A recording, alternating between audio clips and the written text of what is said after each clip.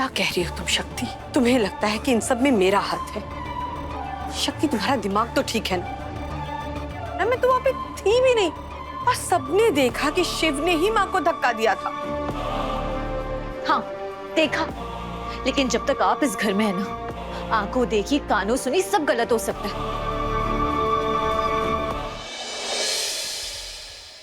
शक्ति बेटा, ये तुम क्या कह रही हो? हम सबने देखा, शिव ने माँ को धक्का दिया।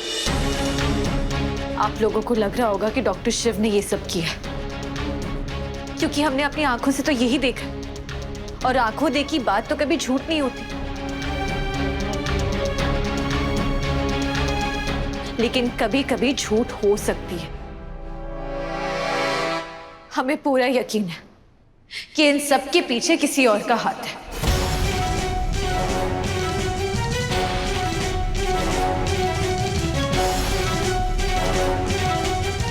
जिसने ये सब डॉक्टर शिव से करवाया है।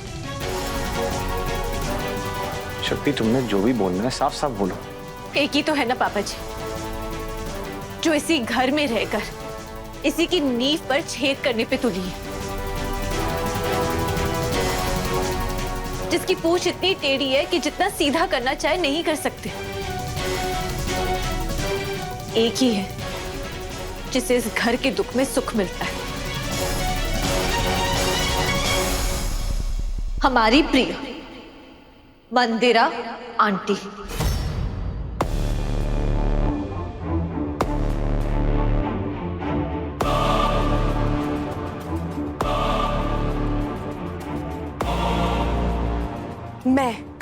शक्ति, मैं क्या कह रही हो तुम शक्ति? तुम्हें लगता है कि इन सब में मेरा हाथ है? शक्ति, तुम्हारा दिमाग तो ठीक है ना? मैं तो वहां पे थी भी नहीं और सबने देखा कि शिव ने ही माँ को धक्का दिया था। हाँ देखा, लेकिन जब तक आप इस घर में है ना, आंखों देखी कानों सुनी सब गलत हो सकता है। हो सकता है आप ही ने कुछ किया। हो सकता है ना कि आप उनके कमरे में गई हो, उन्हें डराया और इसलिए उन्होंने। अरे शक्ति, अगर तुम्हें सच में लगता है कि इन सब में मेरा हाथ है ना, तो तुम जाकर शिव को ही क्यों नहीं पूछ लेती? वो तो तुम्हें सब कुछ सच सच बता देगा ना कि इन सब में मेरा कोई लेना देना था या नहीं। अगर मैंने कुछ बोला हो, उसे कुछ कहा हो करने के लिए, तो वो मेरा नाम बोल देगा ना तुम्हें। जाओ उससे पूछ लो। यही तो प्रॉब्लम है कि अगर आप उनके साथ कुछ करती भी है ना, तो वो समझ नहीं पाएंगे।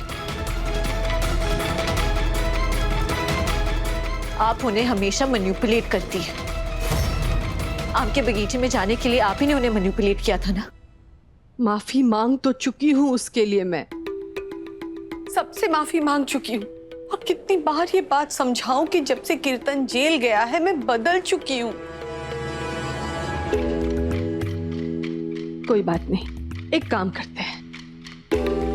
अगर आप सबको लगता है कि ना इन सब में मेरा हाथ है, तो चलिए जाके शिव से ही पूछ लेते हैं। चलो।